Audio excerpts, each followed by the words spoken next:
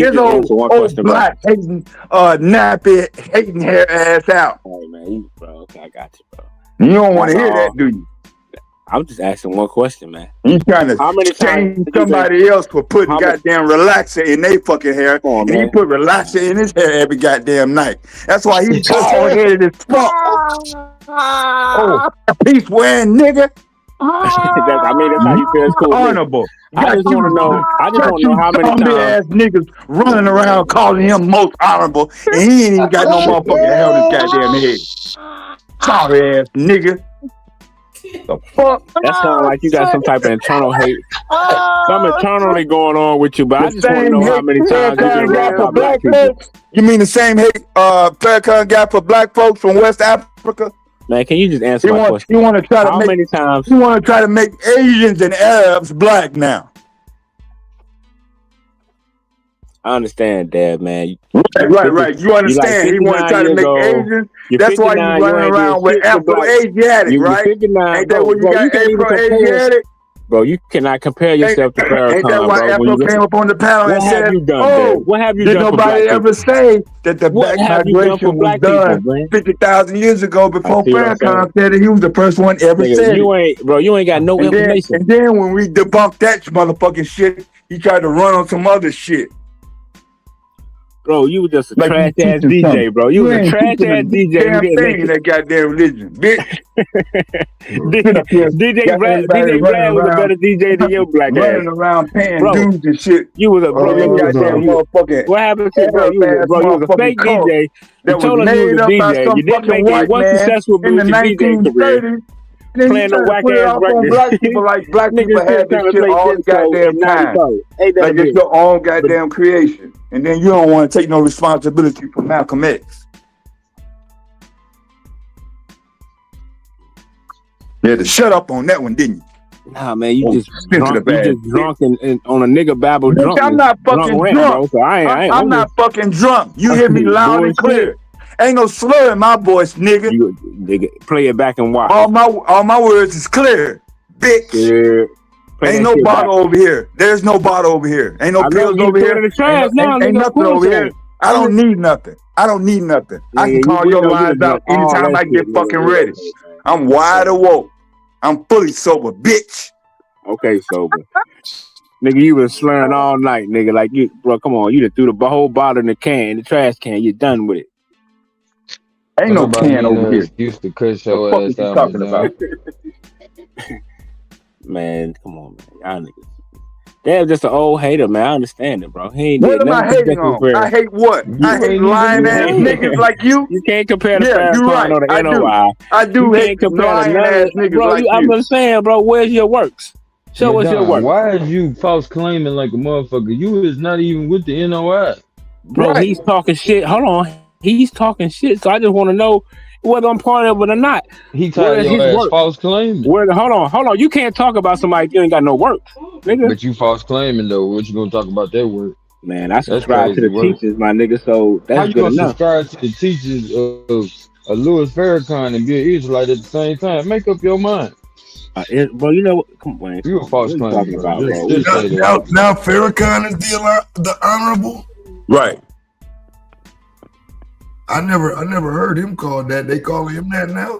Yeah, they got all them goddamn zombie motherfuckers calling them motherfuckers most honorable. Like they goddamn motherfuckers. That shit sounded funny though. He did, but that shit never heard nobody call him the most. Yeah, me neither. Me neither, Taz. I never heard nobody call him the honorable Louis Farrakhan. But he would have made. Yeah, but that shit was funny though. You got this brainwashed ass nigga calling him. Yeah, that's what they call him. The honorable. They do call him I understand your frustration, Dab. You understand? I ain't got no goddamn frustration except for you lying over and over again. Once you stop lying, then I won't be frustrated. Nah, man, I'm just saying. You gotta correct that, bro. You don't want to let all them years pass by. Don't blame that on nobody else. Is what I'm telling you. I ain't blaming shit. Ain't nothing wrong with my goddamn life. I'm not ashamed of my life. I had a beautiful ass life. It's a whole bunch of motherfuckers wish they had the life I had, nigga. Shit, I did more before the age of 21 than most niggas do all their goddamn fucking life. And where did that get you? Where I'm at now, motherfucker. Still alive. Goddamn spot. In my motherfucking health. Nothing. Any more stupid ass motherfucking questions. Any more stupid ass motherfucking questions. Thing for your community. Any more stupid ass questions. Was ride around in your Cadillac bragging about your car. Ain't did a goddamn thing. Oh, you think because Right, you Mr. had the first Madon. Cadillac. You had Mr. the first Madon, do you Acura. have any You more did stupid something. ass Nigga, sit motherfucking your questions? silly ass down. Did you have any more silly ass questions? Did you have any more silly ass questions? No, I'm done. Shit your ass up. Well, that means I shouldn't hear nothing from you for the rest of the night. I'm talking to Gold Mine now. What's popping, Gold? You got smoke? What's popping? Bro, you ain't Okay, yeah, talking to right. me. Talk That to Gold boogie and that Mine, goofy because shit. I'm not gonna do but shame you for the rest of the night. Oh, Hey, stop nigga, it, you just sound like a drunkard to me, bro. Man, I mean, shut the fuck up. This is entertaining to How me. about Listen to you? a drunk old man Shit. ain't did nothing for black It don't people. Bragging matter. about You because he can't was fucking the handle first this one shit. in his community to have You a car. can't handle this So shit. what? You the You first can't one handle to this have shit a on the car. panel. I Oh, was the Judas first. ass redemption, old sensitive ass I had a bitch in car the chat. before He anybody. can't So even handle what? it in the motherfucking I chat. didn't Hit the link, motherfucker, and do something about it, Judah. If you don't like it. But you This can't nigga come. ain't doing shit But but you can't rambling. bring your ass up on this panel and do shit about me talking shit up on That's this why we panel. need the Judah nigga babble Redemption. You just gonna Batman have to stuff deal with thing to it. roll I out. don't give a Yeah, fuck. that's You all been this is, babbling all bro, man. motherfucking night. What's the goddamn difference, motherfucker? Gold, this is nigga babble at his finest. Yeah. Nah, don't do that. Don't do that. He get you together. You know how them OGs be. They don't play that bullshit. You got time for your shit. Man, damn ain't They don't like it when the motherfucker straight down the goddamn fucking middle. He ain't brought no evidence to debunk anything. Ain't showed shit. I see if he shows something. And this nigga ain't showed a damn thing, but yell all night. We know a nigga ain't got no information when they yell all night. It's called yellow shit. Did you what show yellow shit is, anything? bro. Did you show anything? He ain't talking no smoke tonight. Did you show saying. anything? Afro did it. So that's all we need. No, Afro didn't show a goddamn thing. He just came up here and rambled just like any other motherfucking nigga trying to deflect from the goddamn motherfucking subject matter. His name Some goddamn contradict everything he 50,000 be years talking ago. about. Nigga name No, he can't say. Now you want to hate on Afro. Ain't that a bitch? I'm not hating on Afro. He just said that he had some information to prove what Farrakhan was talking about on the clip that Psycho did, and he did not. And he did. Right. No, he did not. Everybody in the chat agreed. But he contradicted everybody in the chat agreed. What Afro was showing had nothing to do with what Farrakhan was saying about the hair on top of your head and the hair on your eyebrow, which nobody really pays any attention to except for sensitive ass niggas that hate black folks like Farrakhan and you. Well, you sound like a hypocrite, man. No, you are. God, come on, but now just admit it, man. He can't help it, man, bro.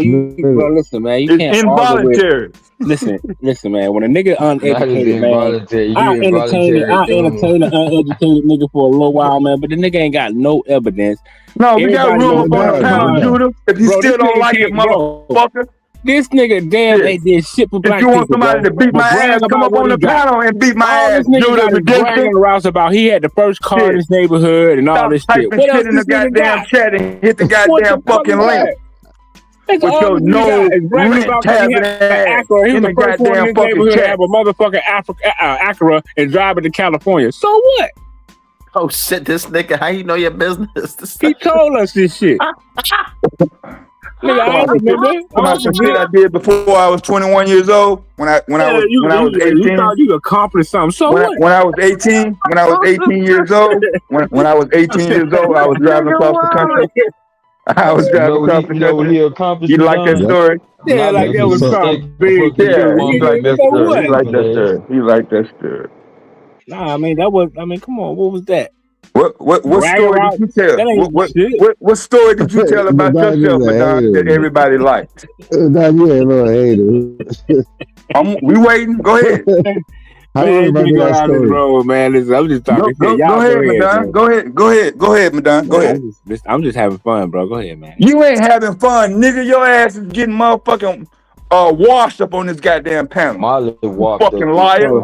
You can't wash the ocean, nigga. Don't nobody give a fuck. I'm the ocean, nigga. I'm the ocean, nigga. Go, man.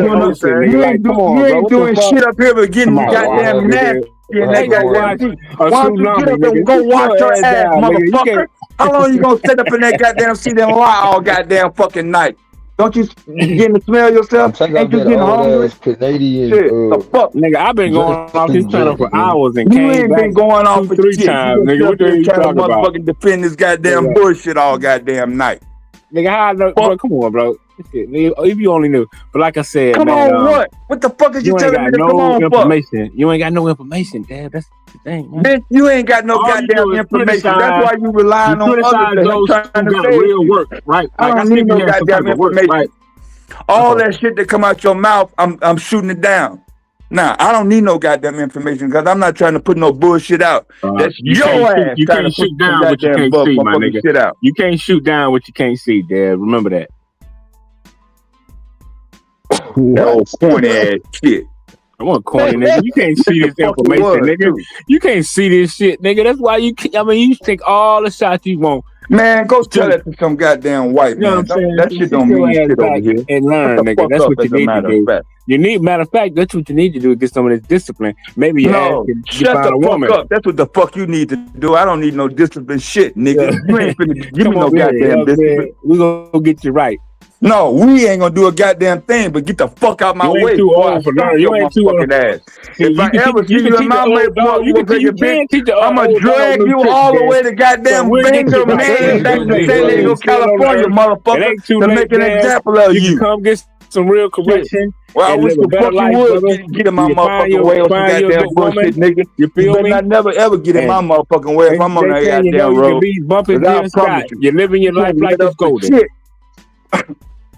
Hell, I'll make sure you won't get no goddamn sleep at night when I get through dragging your motherfucking ass. Now, laugh at that, nigga. Hey, man, listen, man. Boy, I tell you, boy. I tell you what. Community. What are you telling me? What are you telling me? Not a goddamn fucking thing, but some goddamn bullshit. That's what it sounds like. That's the only thing you've been talking all motherfucking night. Just letting you know what can put you in the right direction. Man, you ain't finna let me know shit, Madon. You can't tell me a goddamn thing. It ain't too late. I don't know my brother. How many times I gotta tell you over and over again that you don't represent a goddamn thing. Not nothing. You don't represent shit. The only thing is your purpose is for motherfuckers to clown you on the fucking panel. That's your only purpose in life. You done for the rest of your life.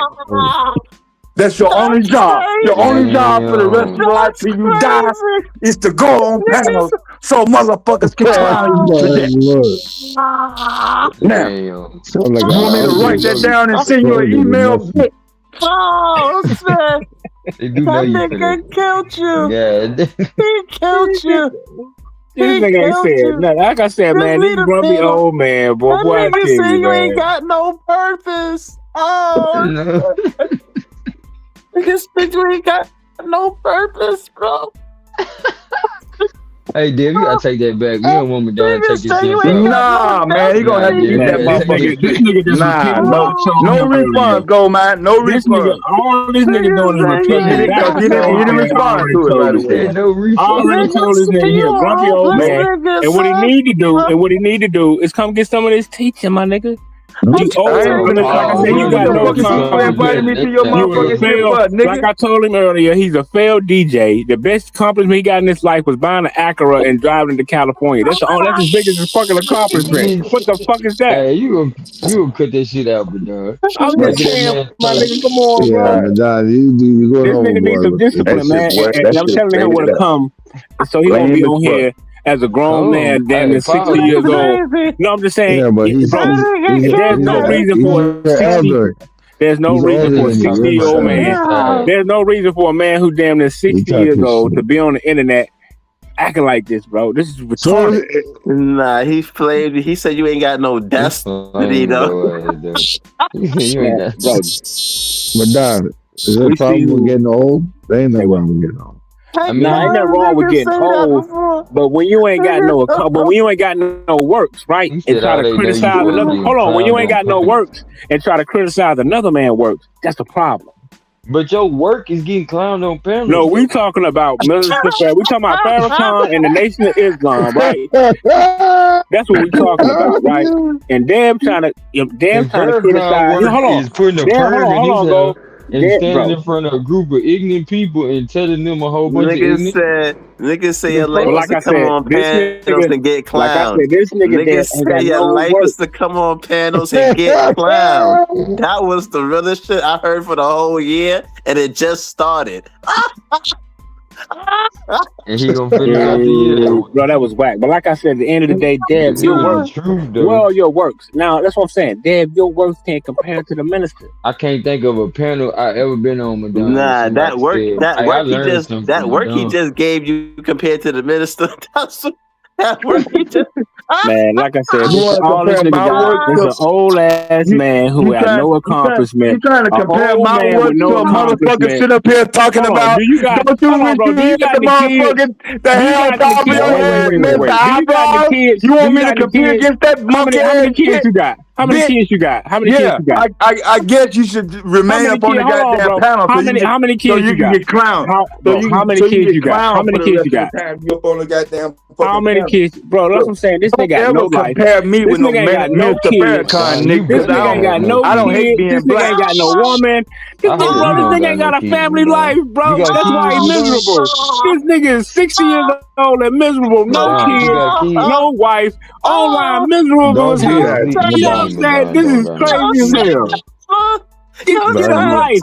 Bro, you need to have some kids, Madonna, nigga. please That's what tell you me you need to did do, not nigga. reproduce. Get you a wife, have a family, nigga. That's why you're mad. You're single, you're alone and lonely all the time. You're beating your meat every goddamn night. Find a family, nigga. That's what you need to Madonna, do. just because you caught a slow chicken and made a baby don't mean you get a perfect That's son. what I'm saying. You This gotta do nigga, that bro, this shit, nigga bro. ain't, bro. This nigga need a family, man. That's what he need, bro. That's why he mad and old. He ain't got nothing. He ain't got no future. Madonna, please tell me you do not got no kids, though, bro. I'm Like, just saying, bro. You need some kids. You nah, gotta bro, have you some just like kids. this slow He ain't got motherfucker. no He do future, not my need nigga.